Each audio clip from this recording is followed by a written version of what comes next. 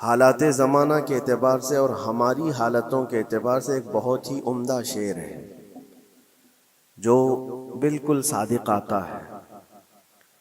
قوت فکر و عمل پہلے فنا ہوتی ہے، قوت فکر و عمل پہلے فنا ہوتی ہے، جب کسی قوم کی شوکت پہ زوال آتا ہے۔ یوں ہی کوئی قوم نہیں مرتی، کسی قوم کے اوپر زوال آتا ہے تو سب سے پہلے اس قوم کے اندر سوچنے سمجھنے کی صلاحیت ختم ہو چکی ہوتی ہے، تب جا کر کے زوال آتا ہے۔ آج اس شعر کو میں پڑھتا ہوں تو محسوس ہوتا ہے کہ ہماری قوم پر یہ شعر صادق آتا ہے۔ قوت فکر اور عمل یہ پہلے رخصت ہو گئی ہے، جس کی وجہ سے یہ زوال آ رہے ہیں۔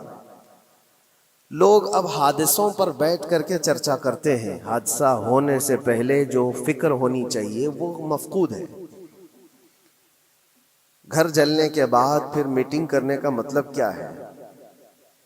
اس سے سیفٹی کے لیے پہلے سے انتظامات ہوں تو اس کو لائق و فائق اور دانش مندی سمجھا جائے گا۔ آج کے وہی حالات ہیں میرے عزیزوں۔ آپ کو پتہ ہے کچھ قومیں ایسی ہیں جو فیوچر پلاننگ کے لیے 100 سال کے بعد کا سوچتی ہیں، جبکہ یہ اسلام کا حصہ تھا۔ نبی کونین صلی اللہ علیہ وسلم نے 1400 سال بعد ہونے والی چیزوں کی پیشین گوئی فرمائی کہ نہیں فرمائی؟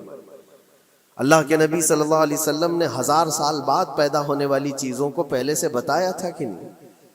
یہ ساری چیزیں نبی آخر الزمان صلی اللہ علیہ وسلم نے جو بتایا، مطلب یہی تھا کہ اس وقت کے لوگوں کو ضرورت تو نہیں تھی ان حالات کی، پھر بھی حضور ان کو بتا رہے تھے، صحابہ کو۔ آج جو چیزیں پیدا ہونے والی ہیں وہ رسول پاک کو پتا تھا، 1000 سال بعد ہونے والی چیزیں، لیکن اس وقت کے صحابہ کو یہ باتیں کیوں بتائی جا رہی تھی؟ ان کے حالات تو اس وقت کے نہیں تھے ویسے۔ اس کے باوجود نبی پاک صلی اللہ علیہ وسلم نے ان کو 1000 سال بعد ہونے والی چیزوں کی باتیں اس لیے بتائی کہ یہ دین اسلام فیوچر پلاننگ کے لیے کتنا ایکٹیو ہے یہ سمجھو، آگے کے لیے۔ اس لیے بتایا گیا کہ صحابہ اپنی اولاد کو اور وہ اپنی اولاد کو، وہ اپنی اولاد کو یہ بات منتقل کرتے جائیں اور آنے والے حادثوں سے پہلے سے ذہن پریپیئر رہے، تیار رہے۔ دجال کے فتنے کا ذکر کتنی مرتبہ حدیث پاک میں آیا۔ امت کو نبی پاک صلی اللہ علیہ وسلم نے یوں ہی نہیں چھوڑ دیا۔ دجال کا فتنہ آئے گا، یاجوج ماجوج کا فتنہ آئے گا، یہ ساری چیزیں بتائی گئی کہ نہیں؟ ہر مسلمان تقریباً جانتا ہے آخر زمانے میں ایک بہت بڑا فتنہ دجال کی صورت میں ظاہر ہوگا۔ تو یہ باتیں اتنے 100 سالوں سے چل رہی ہیں کہ ذہن تیار ہے اس فتنے کو کہ اگر ایسا فتنہ آیا تو ایمان پر ڈٹے رہنا ہے، جمے رہنا ہے۔ یہ بات ہوتی ہے آگے آنے والے حادثات سے قوم کو باخبر رکھنا۔ آج جو حالات ہیں، جب کبھی کوئی چیز لٹ جائے تو سارے لوگ سڑکوں پر آ جائیں گے یا پھر کسی نشستگاہ پر بیٹھ کر کے رات بھر میٹنگ کر کے چلے جائیں گے۔ یہ حادثے ہونے کے بعد کے جو حالات ہیں، یہ وہی چیزیں درشا رہی ہیں کہ قوت فکر و عمل فنا ہو گئی ہے۔ قیادت ہمارے ہاں مفقود ہے، کسی ایک قائد کے تحت کوئی ساری قوم آنا نہیں چاہتی۔ آپ کیا سمجھتے ہیں کہ جو ہمارے ساتھ حالات پیش آ رہے ہیں، کبھی مسجدوں کو لے کر، کبھی خانقاہوں کو لے کر، کبھی بزرگوں کے نام کو لے کر، اب ہمارے وقف کی جائیداد کو لے کر، یہ سارے جو معاملات ہیں یہ اچانک آنے والی چیزیں نہیں ہیں۔ بھانپ لیا گیا ہے تمہاری پوری طبیعت کو، تمہارے مزاج کو، کہ فکر و عمل کی قوت ان کی ختم ہو چکی ہے۔ ان کو 2 چند چیزوں میں ہی راضی کیا جا سکتا ہے۔ دنیا یہ سمجھ رہی ہے، جس کی وجہ سے کھلواڑ پر کھلواڑ ہوتے چلے جا رہے ہیں، اور ان کو یہ بھی پتہ ہے کہ یہ کچھ نہ کر سکیں گے۔ میرے عزیزو، آپ نا امید اور مایوس نہ ہو کہ ہم سے کچھ نہیں ہوگا۔ اللہ کریم چاہے تو ایک بندے سے بھی پوری دھرتی پر زلزلہ لا سکتا ہے۔ اللہ کریم کی ذات پر یقین اور توکل رکھو۔ سرکار غریب نواز ہندوستان آئے تھے تو بہت بڑی فوج لے کر نہیں آئے تھے، اللہ کی ذات پر بھروسہ کر کے آئے تھے اور 90 لاکھ لوگوں کے دلوں میں چراغ اسلام جلا دیا تھا. وہ یقین اور توکل کے ساتھ آئے تھے. آج لوگوں کے دلوں کے اندر جو مایوسی اور نا امیدی ڈالی جا رہی ہے کہ کچھ ہوگا نہیں، ابھی کچھ کرنے سے کچھ نہیں ہوگا، یہ نا امیدی اور مایوسی تمہاری طبیعت میں کیوں آئی؟ کیا تمہارا رب تبارک و تعالیٰ کی ذات پر یقین کمزور ہو گیا؟ اگر یہ اس طرح کی بیماری آئی ہے تو پھر بدر پڑھ لینا. جب رسول پاک صلی اللہ علیہ وسلم کے ساتھ وہ صحابہ جا رہے تھے، ان کو اچھی طرح پتا تھا کہ سامنے آنے والی فوج کتنی طاقت لے کر آ رہی ہے. 1000 لوگ آ رہے ہیں، ہاتھی گھوڑے ان کے پاس، ہتھیار اور اسباب ان کے پاس ہیں، کھانے پینے کی مزے کی ساری چیزیں لے کر کے آ رہے تھے مکہ والے، اور ادھر صحابہ ننگے پیر ہیں. 313 کے پاس 4 گھوڑے ہیں، پیدل چلے آ رہے ہیں، چھاؤں لینے کے لیے کوئی جگہ تک نہیں ہے ان کے پاس. ایک کھجور کسی کے پاس ہو تو 10 لوگ اس پر اکتفا کر لیں. فاقے پر فاقہ کرنے والے وہ صحابہ، لیکن انہوں نے یہ نہیں کہا کہ اللہ کے نبی صلی اللہ تعالیٰ علیہ وسلم سے کہ ہمارے پاس اسباب کی کمی ہے، ہتھیار کی کمی ہے، کچھ نہیں، ہمارے پاس سواری نہیں ہے. بغیر سواری کے 180 کلومیٹر مدینے سے چل کر کے وہ بدر پہنچے تھے، بدر تک پہنچے تھے. اور اس وقت اپنی ساری محنتیں، اپنی ساری قوتیں انہوں نے زمین پر لا کر رکھ دی. پھر بدر کے میدان میں جب پہنچے تب اللہ کریم کی بارگاہ میں دعا کیا تھا میرے مصطفیٰ نے، اے اللہ اگر اس نہتی قوم کو تو نے فتح نہیں دی تو پھر قیامت تک اس روئے زمین پر سجدہ کرنے والا کوئی نہیں ہوگا. یہ محبوبانہ انداز تھا میرے مصطفیٰ کا. وہ دعا مدینے میں بیٹھ کر کے بھی تو کر سکتے تھے. 180 کلومیٹر دور اتنی مصیبت میں دھوپ میں چل کر کے جانے کی کیا بات تھی؟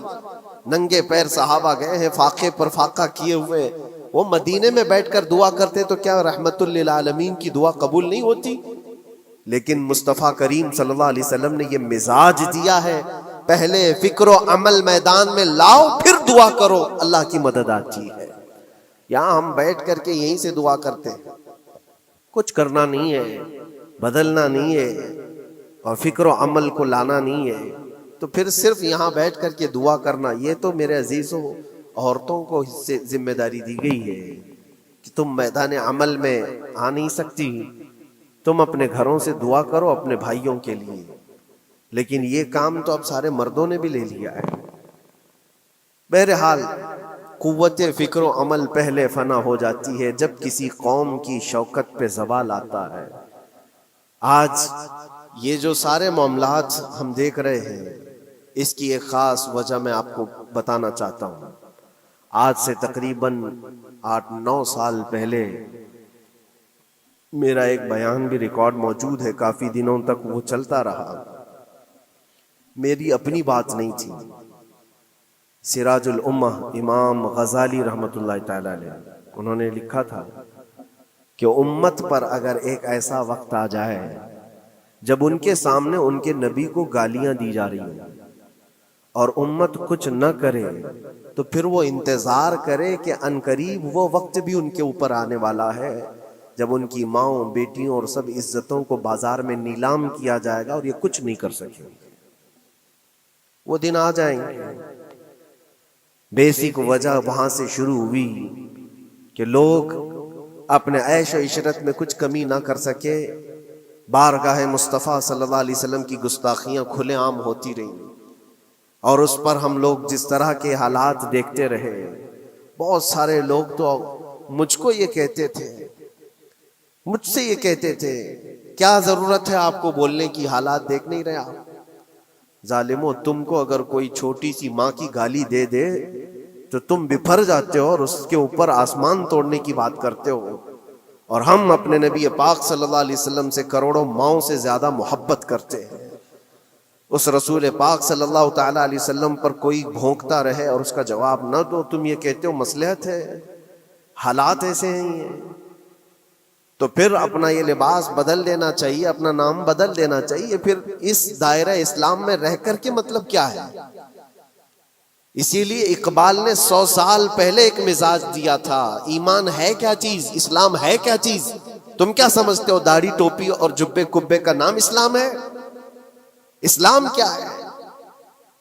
اقبال نے کہا تھا کہ بارگاہ مصطفیٰ صلی اللہ تعالی علیہ وسلم کے قدموں تک اپنے آپ کو پہنچا دو. یہی دین ہے, یہی دین ہے.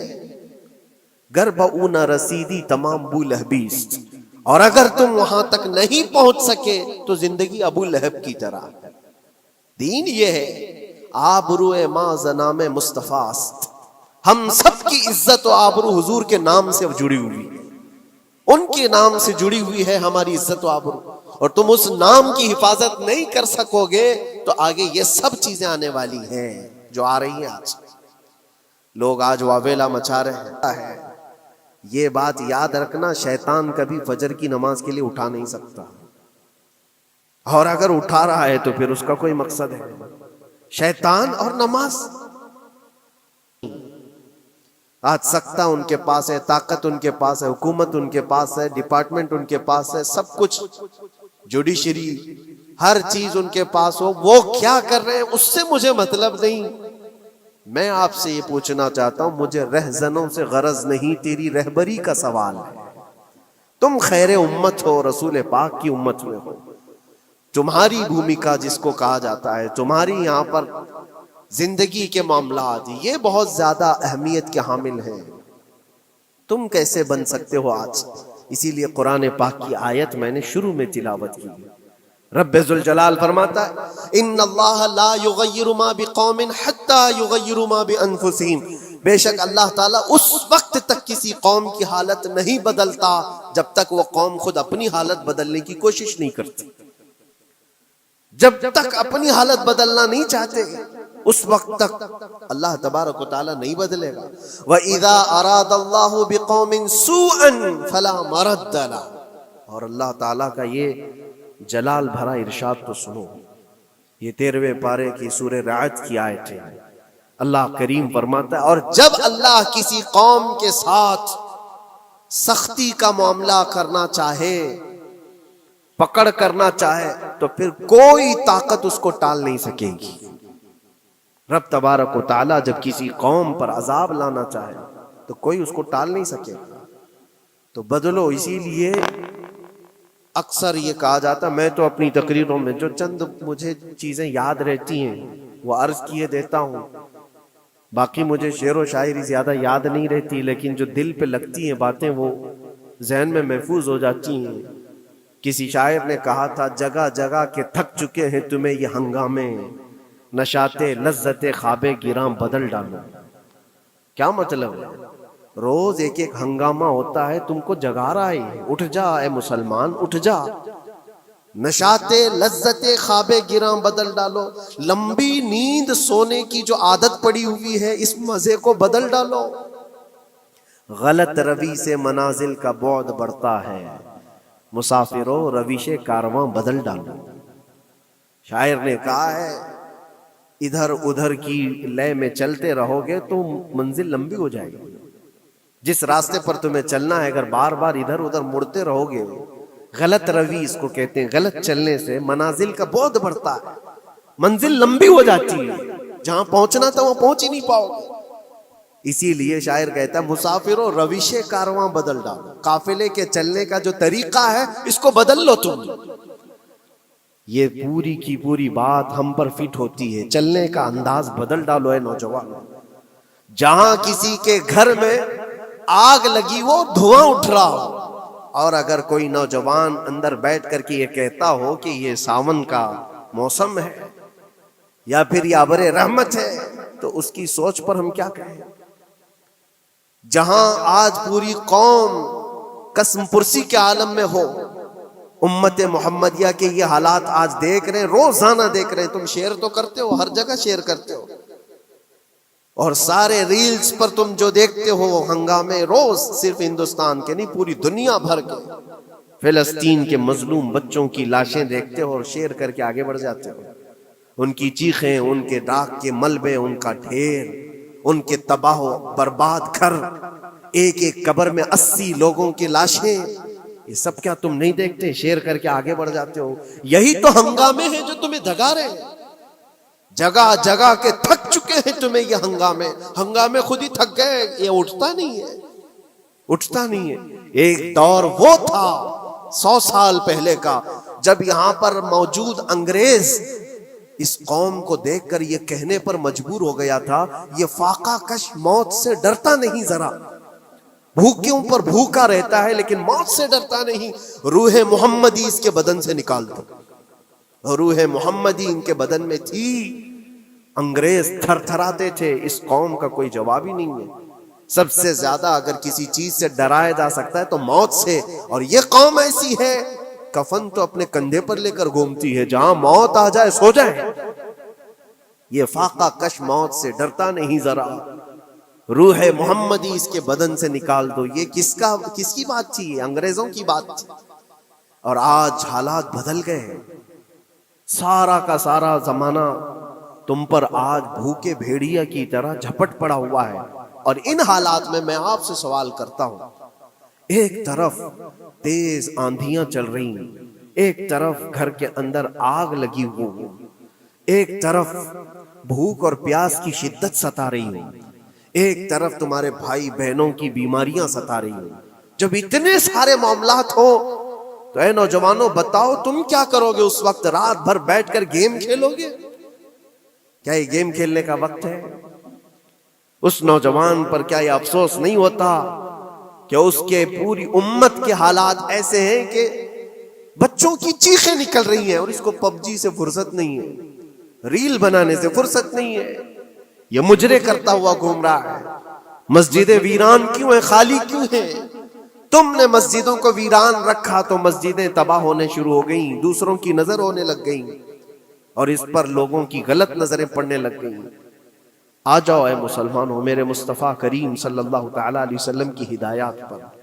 ایک بات چیلنج کے ساتھ کہتا ہوں, تمہارا نام اگر نبی پاک صلی اللہ علیہ وسلم کے نام سے جڑا ہے تو یہ چیلنج کے ساتھ میں کہتا ہوں اس رہتی دنیا میں تمہیں پوری طاقتیں مل کر وہ عزت نہیں دے سکتی جو میرے مصطفیٰ کے قدموں کی وابستگی دے گی. کوئی تمہیں عزت نہیں دے سکتا. تمہیں وہیں آنا پڑے گا, اسی پوائنٹ پر آنا پڑے گا جہاں پہنچ کر کے خالد بن ولید نے عزت پائی تھی. اسی نقطے پر آ کر جمع ہو جاؤ جہاں عمر پہنچے تھے تو فاروق اعظم بن گئے تھے. اسی نقطے پر آ جاؤ جہاں علی پہنچے تھے تو حیدر کرار بنے تھے. ہر ایک کو عزت اسی بارگاہ سے ملی ہے. اور جو کچھ بھی معاملات ہو رہے ہیں اس کی ایک وجہ یہی ہے, ناموس رسالت پر تم نے ہلکے پن کا اظہار کیا تو پھر ہمارے سارے مسئلے داؤ پہ لگ جائیں گے. سارے مسئلے. یہ تو وقف ہے. ابھی دیکھو آگے کل تمہاری اذانیں نشانے پر ہیں, تمہاری جماعت کی نمازیں نشانے پر ہیں, تمہاری مسجدیں بھی نشانے پر ہیں کہ تم اپنے گھروں پر بھی جمعہ پڑھ سکتے ہو, چھتوں پر بھی نمازیں پڑھ سکتے ہو. یہ سب معاملات آئیں گے. برقع, حجاب, ٹوپی, داڑھی ویسے ہی چل چکے ہیں مسئلے. ہر چیز نشانے پر ہے. ارے تمہارے کھانے بھی نشانے پر ہیں, تم کیا کھاؤ گے کیا بچاؤ گے یہ بھی نشانے پر ہے. یہ سارے مسائل صرف اسی بنیاد پر ہے. قوت فکر و عمل پہلے فنا ہوتی ہے جب کسی قوم کی شوکت پہ زوال آتا ہے. اور یہ ایک بات یہ بھی میں بتا دوں, اقبال نے سچ کہا تھا, ان کے جو ہم غلام تھے خلق کے پیشوا رہے, ان سے پھرے جہاں پھرا پھر آئی کمی وقار. جو کچھ بھی ہوا ہے ہماری عزت و وقار میں کمی کا مسئلہ ان سے پھر جانے کی وجہ سے. نبی پاک سے تم دور ہوئے, یہ عزتوں اور وقاروں میں کمی ہے. عجیب سی بات نہیں ہے, یہ دوگلا پن نہیں ہے. میں ان نوجوانوں سے پوچھتا ہوں, نبی پاک صلی اللہ علیہ وسلم سے سچی محبت کا اظہار کرتے ہو, حضور سے اپنی جان سے زیادہ محبت کی بات کرتے ہو, لیکن جب ان کے اخلاق کی بات کی جائے تو تمہیں اخلاق ان کے پسند نہیں ہے, حضور پاک کا چہرہ نہیں پسند ہے, حضور پاک کے لباس تمہیں نہیں پسند ہے, تو پھر کون سی محبت کی بات کرتے ہو؟ اللہ کے رسول صلی اللہ تعالی علیہ وسلم سے تم بے انتہا محبت کی بات کرتے ہو. پھر وہ محبت کا تقاضا یہ ہے کہ تمہاری ظاہری زندگی میں بھی تو نظر آئے کچھ. محبت کا تقاضا یہ ہے. تم شرما جاتے ہو, دنیا کیا کہے گی مجھے, دنیا کیا کہے گی, دقیانوسی کہے گی, فنڈامنٹل کہے گی, پرانے زمانے کا کہے گی. میں چہرے پر داڑھی رکھ لوں تو لوگ مجھے پتہ نہیں کیا کیا کوسیں گے. تم نے دنیا کے لیے اپنے آپ کو بدل لیا, یہ نہیں سوچا کہ یہ وہی دنیا ہے جو 4 دن کے بعد میری دوستی کو لات مارے گی اور 4 دن کے بعد مجھے قبر میں رکھ کر کے منو مٹی پر دبا دے گی. اور مجھے جانا تو ہے، پھر قبر میں منہ دکھانا ہے تو اسی مصطفیٰ کو دکھانا. جہاں یہ نہیں پہنچ سکتے وہاں رسول پاک ہوں گے. محشر کے میدان میں جہاں کوئی سہارا نہیں ہوگا اس وقت رسول پاک تمہارا ہاتھ پکڑ رہے ہوں گے اور تم نے ان کا خیال نہیں کیا.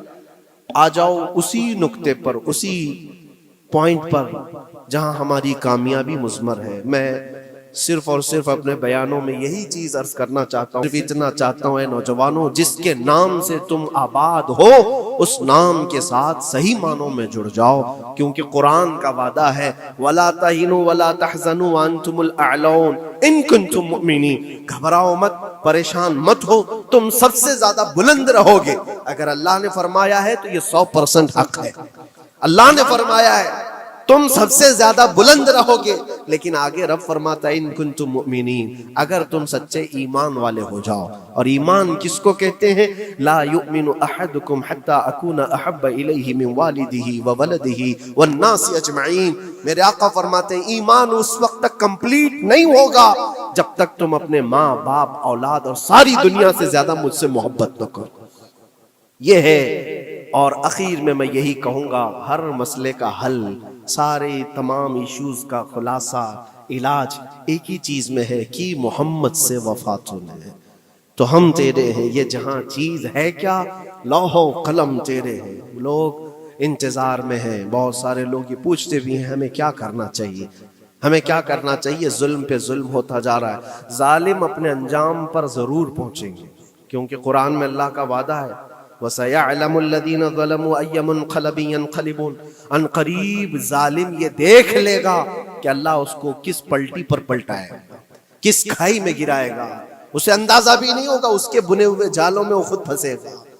ظالموں کی ایک لمبی تاریخ ہے اور ان کو بھی پڑھنا چاہیے جو آج ظلم کر رہے ہیں. لیکن تمہارا کردار کیا ہو، اس سلسلے میں جو ہمارے بچے یا نوجوان سوال کرتے ہیں کیا کرنا چاہیے. پہلے سب سے پہلی چیز میں یہ کہتا ہوں، جتنا کھو چکے، جتنی جا چکے ہیں اور جو اب برباد ہوا ہے، اس چیز پر منتھن کرنا، اس چیز پر بیٹھ کر میٹنگ کرنا. اس سے پہلے میں چاہتا ہوں کہ آگے ہونے والے نقصانات سے پہلے اپنے آپ کو بدل لو. آگے جو بڑے حادثات آنے والے ہیں، آگے جو بڑی آندھیاں آنے والی ہیں، اس سے پہلے اپنے دروازے ٹھیک کر لو، اپنی زندگیاں سدھار لو. جو ہو گیا ابھی، یہ نقصان تو بہت بڑا نقصان ہے امت کا. جو کچھ بھی ہوا ہے، مسجدیں، معبدیں، خانقاہیں، مزارات، اولیاء کی ذات، بزرگوں کے نام، قرآن، اسلام، دین، یہ ساری چیزوں پر جو حملے ہوئے، لیکن آگے چل کر کے تمہارے وجود پر سوال ہوگا، تمہاری نسلوں پر سوال ہوگا، تمہارے علم دین پر سوال، تمہاری محراب پر، تمہارے ممبر پر. کل کو دیکھنا یہ آزادی بھی ختم کر لی جائے گی، ممبر سے کوئی کھلے عام بول بھی نہیں سکے گا.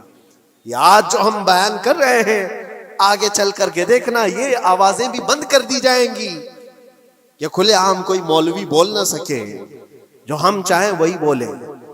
میرے عزیزوں، اس وقت کے ان حادثوں سے بچنے کے لیے میں کہتا ہوں ابھی اپنے آپ کو بدل لو. مسافروں روش کارواں بدل ڈالو، اٹھو وگرنہ حشر نہ ہوگا پھر کبھی، دوڑو کہ زمانہ چال اپنی چل گیا. اللہ کریم ہم سب کی قوت فکر و عمل پھر سے عطا فرمائے. رب تبارک و تعالی ہمیں اتحاد و اتفاق نصیب فرمائے. رب تبارک و تعالی دامن مصطفیٰ میں سارے مسلمانوں کو جمع ہونے کی توفیق عطا فرمائے. گنبد خضرا کی چھاؤں میں مولا ہمیں عزت و وقار عطا فرمائے. رب تبارک و تعالی ظالموں کو جلد ان کے ٹھکانے پر پہنچا دے. اے کریم خدا ارحم الراحمین، مولا ہمارے شعائر اسلام کے ساتھ جو کچھ بھی ہو رہا ہے، غیب سے تو مولا مدد کے اسباب پیدا فرما دے. ہمارے درمیان مولا قیادت اور سچی قیادت عطا فرما. اے کریم خدا ارحم الراحمین، خصوصاً تیرے دربار میں التجا ہے مولا، فلسطین کے نہتے مظلوموں کی غیب سے مدد فرما. جبرائیل امین کی تائید انہیں عطا فرما. رحمت کے فرشتوں سے ان کی مدد فرما. مولا پورا شہر راکھ کے ڈھیر پر ہے. اے کریم خدا خوشیاں دیکھے انہیں زمانہ بیت گیا، مولا ان کے گھروں میں خوشیاں عطا فرما. اے اللہ ان بلکتی ہوئی ماؤں کو، ان کی جو گودیں اجاڑ دی گئی ہیں، ان کے گھر جو برباد کیے گئے ہیں، ان کے شہیدوں کو قبول فرما. ان کے زخموں کو مولا تو شفا عطا فرما. اے کریم خدا خصوصیت کے ساتھ ان کے ہمارے اور تیرے دشمنوں کو ہلاک و برباد فرما دے، ان کی زمین ان کے لیے تنگ فرما دے۔ ربنا وآتنا ما وعدتنا على رسلك ولا تخزنا يوم القيامة انك لا تخلف الميعاد برحمتك يا ارحم الراحمين، وآخر دعوانا الحمد لله رب العالمين۔